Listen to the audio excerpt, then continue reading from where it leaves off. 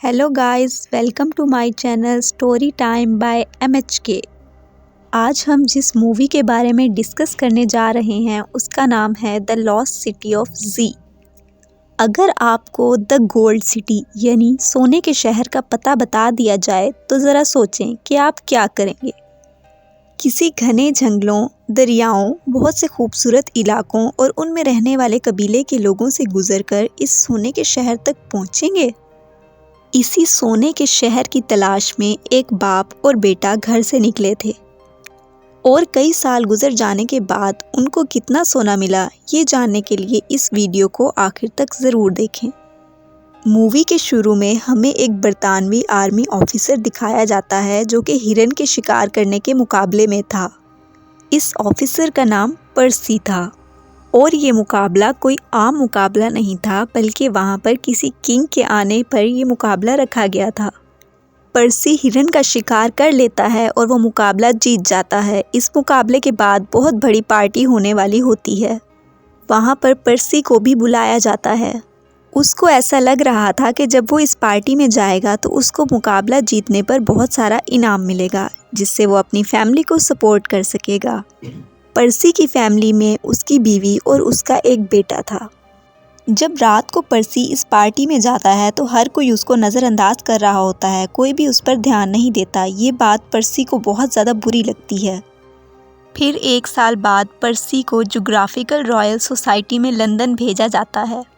ये एक ऐसी सोसाइटी थी जो ज्योग्राफी पर रिसर्च करती थी। पर्सी जब वहाँ पर पहुँचता है तो वहाँ के ऑफिसर्स उसको बताते हैं कि दो मुल्कों के दरमियान बहुत बड़ी जंग होने वाली है और इन मुल्कों के दरमियान अमेज़न का एक बहुत बड़ा घना जंगल है और यहाँ पर दोनों मुल्कों की कोई भी बाउंड्री नहीं है। इस मामले को हल करने के लिए ब्रिटिश गवर्नमेंट ने हमें वहाँ पर बुलाया है। वहाँ के ऑफिसर्स पर्सी को बताते हैं कि अमेज़न का जंगल बहुत ज़्यादा ख़तरनाक है और वहाँ पर जाना इतना आसान काम नहीं है। वहाँ पर बहुत घने दरख्त हैं, यहाँ तक कि सूरज की किरणें भी वहाँ तक नहीं पहुँच पाती और अगर तुम ये काम करके वापस आ जाओगे तो तुम्हें बहुत सारे इनामात मिलेंगे। अब पर्सी अपनी फैमिली के लिए ये फ़ैसला करता है कि वो अमेज़न के जंगलों में जाएगा। वो अपनी बीवी और अपने बेटे को छोड़कर जंगलों में निकल जाता है। पर्सी ने अपना सफ़र शुरू कर दिया था। जब वो कश्ती पर जा रहा था तो वहाँ पर उसको हेनरी नाम का एक आदमी मिलता है। आदमी अमेज़न के जंगलों के बारे में सब कुछ जानता था। वो आदमी पर्सी से कहता है कि मैं भी तुम्हारे साथ जाना चाहता हूँ, मैं भी तुम्हारे साथ इस मिशन को मुकम्मल करना चाहता हूँ। पर्सी इस बात के लिए मान जाता है। जब ये दोनों अमेज़न के जंगल में दाखिल होते हैं और जैसे जैसे ये आगे जाते हैं तो इनकी मुश्किलात बढ़ रही होती हैं। इस जंगल में बहुत सारे ख़तरात और जहरीले जानवर थे। इसके बाद ये दोनों घने जंगल में एक कबीले के पास पहुंचते हैं। कबीले का सरदार वहाँ पर कारोबार करता था और उसके वहाँ पर रबड़ के प्लांट थे और इस कबीले के लीडर ने सब लोगों को अपना ग़ुलाम बनाया हुआ था। पर्सी कबीले के सरदार को बताता है कि मैं अपना मिशन मुकम्मल करना चाहता हूँ और मैं तुम्हारी मदद चाहता हूँ। तुम मुझे एक आदमी दो जो मुझे गाइड कर सके और मुझे कुछ सामान की भी ज़रूरत है। अब वो सरदार पर्सी को अपने कुछ आदमी, एक कश्ती और 2 घोड़े दे देता है और साथ ही कुछ खाने का सामान भी देता है। अब ये लोग एक दरिया को पार करते हैं, मगर दरिया का सफ़र इतना आसान नहीं था। वहाँ पर उनको एक कश्ती नज़र आती है और उसमें एक मरा हुआ आदमी था। जब ये लोग इस कश्ती को देखते हैं तो बहुत ज़्यादा डर जाते हैं। उन्हें इस बात का एहसास हो गया था कि आगे का सफ़र आसान नहीं है। अब रात हो गई थी। ये लोग कहीं रुककर रात गुजारते हैं और वहीं पर पर्सी को अपनी बीवी का ख़त भी मिलता है जिसमें लिखा होता है कि उनके यहाँ दूसरा बेटा पैदा हुआ है। पर्सी जब वो ख़त पढ़ता है तो बहुत ज़्यादा उदास हो जाता है। वो सोच रहा होता है कि काश वो इस वक्त अपनी बीवी के पास होता। पर्सी ये सोच रहा होता है कि अब इस वक्त मैं एक ऐसी जगह पर हूँ जहाँ पर मौत के अलावा कुछ भी नहीं है। अब वो सरदार का आदमी, वो गाइडर जो पर्सी के साथ था, जो कि उनको रास्ता बता रहा था, वो पर्सी को बताता है कि इन घने जंगलों के पीछे एक सोने का शहर है। कुछ लोग इस शहर को ढूंढने के लिए भी आए थे पर वापस कभी भी नहीं आए। कोई नहीं जानता कि उन लोगों के साथ क्या हुआ, क्योंकि वो शहर इतना ज़्यादा खूबसूरत है कि वहाँ पर कोई भी जाता है तो वापस नहीं आता। पर्सी को उस गाइड की बातों का ज़रा भी यकीन नहीं होता। वो उसकी बातें सुनकर नज़रअंदाज कर देता है और इसी तरह वो अपना सफ़र जारी रखते हैं। अब इन लोगों के पास खाने का सामान भी ख़त्म हो रहा था। एक साथी की तबीयत तो बहुत ज़्यादा ख़राब हो गई थी और जो बाकी साथी थे जो बचा हुआ खाना था उसके पीछे लड़ रहे थे। कुछ देर के बाद ये लोग अपनी मंजिल पर पहुंच जाते हैं। हेनरी वहां पर पहुंचकर बहुत ज़्यादा खुश था क्योंकि उनसे पहले यहाँ तक कोई भी नहीं पहुंच पाया था। उन लोगों के साथ या तो ये होता था कि कबीले के लोग उनको मार देते थे या फिर वो जानवरों का शिकार हो जाते थे। पर्सी वहां पहुंचकर अपना मिशन कंप्लीट करता है। वो पूरे इलाके की पैमाइश लेता है। जब वो ये सब कुछ कर रहा था तो वहाँ पर उसको कुछ स्टैचू नज़र आते हैं और वहाँ पर उसको कुछ बर्तन भी मिलते हैं जो कि स्टोन से बने हुए थे। ये देखकर पर्सी को शायद थोड़ा थोड़ा यकीन हो रहा था कि गोल्ड सिटी वाली कहानी शायद सच हो। वो अपना काम मुकम्मल करता है और दोबारा वापस अपने शहर में आ जाता है। पर्सी के इस मिशन को मुकम्मल करने की खुशी में वहाँ पर एक पार्टी रखी गई थी। पर्सी अब इस पार्टी में एक बायोलॉजिस्ट से मिलता है। वो पर्सी के काम में बहुत ज़्यादा दिलचस्पी लेता है। पर्सी के इस मिशन के बारे में एक बहुत बड़ी कॉन्फ्रेंस रखी जाती है। इस कॉन्फ्रेंस में बहुत सारे रिपोर्टर्स और बहुत सारे मशहूर लोग थे। पर्सी वहाँ पर उन लोगों को अपने सफ़र के बारे में बताता है। वो ये भी बताता है कि मुझे वहाँ पर जाकर पता चला कि एक सोने का शहर यानी गोल्ड सिटी भी है और मैं अब उस गोल्ड सिटी को ढूंढना चाहता हूँ। वो एक ऐसा सिटी है जो आज से 500 साल पहले गायब हो गया था। अब ये सब बातें सुनकर वहाँ के लोग कैसे इस पर यकीन करते। वो पर्सी की बातों को बेबुनियाद कहते हैं और झूठा कहते हैं और कहते हैं कि हमें इन बातों पर यकीन नहीं है। वहाँ पर पर्सी उनको एक ख़त पढ़कर सुनाता है जो एक सोल्जर ने लिखा था। उसमें ये लिखा था कि हम एक पुराने खंडर में आ पहुँचे हैं और वहाँ पर बहुत सारा सोना है और वहाँ पर बहुत सारे टेम्पलर्स हैं। ये ख़त पर्सी की बीवी को एक लाइब्रेरी से मिला था और ये ख़त सच्चाई पर मबनी था। इस ख़त को पढ़कर पर्सी ने ये फ़ैसला किया था कि वो उस गोल्ड सिटी को ढूंढ कर रहेगा। वो इस खोए हुए शहर को द लॉस्ट सिटी ऑफ जी का नाम देता है। अब जो वहाँ पर ज्योग्राफिकल सोसाइटी के ऑफिसर थे वो अमेज़न के मिशन को दोबारा से पर्सी को दे देते हैं। इस बार पर्सी की बीवी उसको कहती है कि मैं अभी तुम्हारे साथ चलूँगी। मैं कितने सालों तक तुम्हारे बगैर कैसे रह सकती हूँ। इन दोनों में ये बहस शुरू हो जाती है और आखिरकार पर्सी की बीवी मान जाती है जब पर्सी समझाता है कि वहाँ पर बहुत ज़्यादा ख़तरा है। पर्सी अब अमेज़न के जंगलों में अपने साथियों के साथ पहुंच गया था। पर्सी को तो वहां पर सब कुछ मालूम था। पर्सी का जो साथी था वो बहुत जल्द हिम्मत हार गया था। पर्सी के इस साथी की हालत बहुत ज़्यादा ख़राब हो रही थी जब वो देखता है कि एक कबीले के लोग मरे हुए इंसान को पकाकर खा रहे थे। पर्सी अब इस कबीले के लीडर से इस सोने के शहर के बारे में पूछता है, लेकिन वो कहते हैं कि हमें इस शहर के बारे में कुछ नहीं पता। पर जब तुम इस दरिया को पार करके थोड़ा सा आगे जाओगे तो वहाँ पर एक और कबीला है, शायद वो कबीला उस शहर के बारे में कुछ जानता हो। पर्सी का एक साथी जिसकी हालत बहुत ज़्यादा ख़राब थी, उसको अपना घर याद आ रहा था और बस वो अपने घर जाना चाहता था। ये लोग दोबारा से अपना सफ़र शुरू कर देते हैं।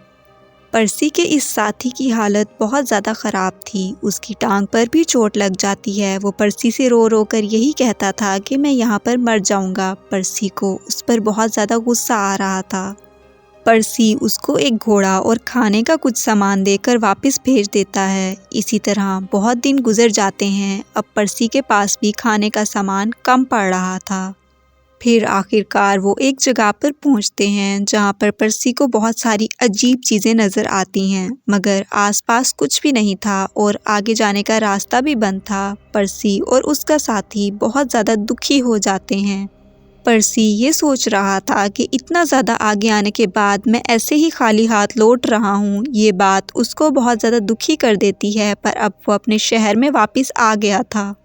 पर्सी अपनी फैमिली के पास आकर बहुत ज़्यादा खुश हो जाता है। दोबारा से पर्सी को ज्योग्राफिकल सोसाइटी में बुलाया जाता है। वहाँ पर वही साथी जो वापस आने की जिद कर रहा था कहता है कि पर्सी ने मुझे ऐसे ही बगैर खाने के जंगल में मरने के लिए छोड़ दिया था। वो पर्सी से माफ़ी मांगने का कहता है और वो कहता है कि मेरे दोस्त तुम मान जाओ कि वहाँ पर कोई भी गोल्ड का सिटी नहीं है। पर्सी वहाँ पर माफ़ी नहीं मांगता, वो उस सोसाइटी को रिज़ाइन देता है और दोबारा से आर्मी ज्वाइन कर लेता है। अब जब पर्सी ने आर्मी को ज्वाइन कर लिया था तो साथ ही जंग छिड़ जाती है। उसी जंग के दौरान पर्सी एक औरत को मिलता है जो मुस्तकबिल बताती है। वो औरत बताती है कि तुम किसी चीज़ को ढूंढना चाहते हो और तुम जानते हो कि तुम अपनी मंजिल के बहुत ज़्यादा करीब हो। अगर तुमने ऐसे ही अपनी तलाश जारी रखी तो वो चीज़ तुम्हें ज़रूर मिलेगी। अब पर्सी को दोबारा से उस गुमशुदा शहर को ढूंढने का जुनून पैदा होता है और उसी जंग के दौरान एक जहरीली गैस से पर्सी की नज़र चली जाती है और वो अंधा हो जाता है। आर्मी वाले अब पर्सी को बहुत बड़ा प्रमोशन देते हैं। पर्सी की बीवी उसका बहुत ज़्यादा ख्याल रखती है और पर्सी भी अब ठीक हो गया था। पर्सी का बेटा जो हमेशा उससे इस बात पर नाराज़ रहता था कि उसके बाप ने अपनी फैमिली का कभी भी ख्याल नहीं रखा, अपने काम की वजह से उनको हमेशा अकेला छोड़ दिया, वो अब अपने बाप की हालत को देखकर उससे माफ़ी मांगता है। दोनों के दरमियान सब कुछ ठीक हो जाता है। पर्सी आर्मी से रिटायरमेंट लेकर कंट्री साइड पर अपनी फैमिली के साथ रहने लगता है। पर्सी की ये बात कि एक गोल्ड का सिटी है हर जगह पे बहुत मशहूर हो गई थी और अमेरिका के लोग ख़ास तौर पर अपनी आर्मी और एयरक्राफ्ट लेकर वहाँ पर पहुँच गए थे। अब दोबारा से एक और कंपनी पर्सी को ये ऑफ़र करती है कि वो पर्सी को यही मिशन देती है और ज्योग्राफी सोसाइटी के लोग भी अब पर्सी के साथ थे। बाद में किसी को पता चलता है कि उस कंपनी को उसके बेटे ने ही बताया था। पर्सी जब अपने बेटे से मिलने जाता है तो वहाँ पर उसको वो एक कबीले का दिया हुआ नेकलेस देता है। पर्सी का बेटा ये फैसला करता है कि इस बार वो अपने बाप को अकेला नहीं जाने देगा, वो भी अपने बाप के साथ जाने का फैसला कर लेता है। पर्सी का बेटा अपनी माँ को इस बात के लिए मनाता है और वो मान भी जाती है। पर्सी जब अपने मिशन पर जा रहा था तो वो जाने से पहले उस कंपनी के मालिक को एक कंपस दिखाता है। वो उनको कहता है कि अगर मुझे वो गुमशुदा शहर मिल गया तो ये कंपस मैं आप तक वापस पहुंचाऊंगा, और अगर आपको ये कंपस मिल गया तो आप इस बात को समझ जाना कि मुझे वो गुमशुदा शहर मिल गया है। पर्सी 3 साल तक लगातार अपने बेटे के साथ सफ़र करता है। एक दिन अमेज़न के जंगलों में एक कबीले के लोग उन पर अटैक कर देते हैं। इसी दौरान पर्सी ने अपनी बीवी को लेटर भी लिखा था कि वो बिल्कुल ठीक है।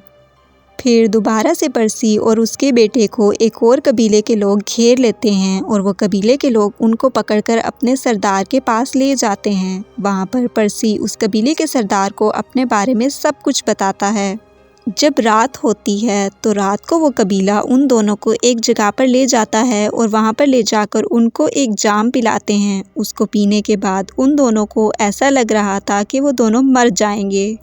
वहाँ पर पर्सी बहुत सुकून में था। वो अपने बेटे से ये कह रहा था कि यहाँ तक पहुँचना भी बहुत बड़ी बात है। तभी वो लोग उन दोनों को बेहोश करके अपने कंधे पर उठाकर कहीं पर ले जाते हैं। इसी तरह पर्सी और उसके बेटे को गायब हुए हुए बहुत साल गुजर गए थे। दूसरी तरफ हम पर्सी की बीवी को देखते हैं जो बहुत ज़्यादा परेशान थी और वो उस कंपनी के मालिक के पास जाती है जिन्होंने पर्सी और उसके बेटे को वहाँ पर भेजा था। पर्सी की बीवी उनसे कहती है कि पर्सी और मेरा बेटा ज़िंदा हैं और मुझे ऐसा लगता है कि वो उस कबीले के लोगों के साथ रह रहे हैं। पर्सी की बीवी कंपनी के मालिक को वही कंपस दिखाती है जो पर्सी ने भिजवाई थी, जो जाने से पहले पर्सी ने खुद उस मालिक को दिखाई थी और पर्सी ने कहा था कि कंपस मैं आपको तब वापस भेजूंगा जब मुझे वो लॉस्ट सिटी ऑफ जी मिल जाएगा। कंपस देखकर वो मालिक दोबारा से पर्सी को ढूंढने की तलाश जारी कर देता है, मगर पर्सी और उसके बेटे का कुछ भी पता नहीं चलता और ये बात एक मिस्ट्री बनकर रह गई थी। जैसे इस गाइडर ने पर्सी को बताया था कि जो भी इस शहर तक पहुंचा नहीं पता वो कहाँ गया, वो जिंदा भी है या मर गया। बहुत ज़्यादा ढूंढने के बाद पर्सी और उसका बेटा नहीं मिला था और ये एक मिस्ट्री बनकर रह गई थी और इसके साथ ही फिल्म का यहाँ पर दी एंड हो जाता है। तो दोस्तों, ये थी कहानी उन 2 बाप और बेटे की जो सोने के शहर की तलाश में घर से निकले थे, लेकिन आज तक उनका कुछ नहीं पता चला कि वो कहाँ गए। आई होप कि ये स्टोरी आपको बहुत पसंद आई होगी, तो वीडियो को लाइक ज़रूर करें और कमेंट बॉक्स में अपनी राय का इजहार करें। चैनल को सब्सक्राइब करें और बेल आइकन को भी दबा दें ताकि हर आने वाली वीडियो का नोटिफिकेशन आप तक सबसे पहले पहुंचता रहे। Thank you so much for watching.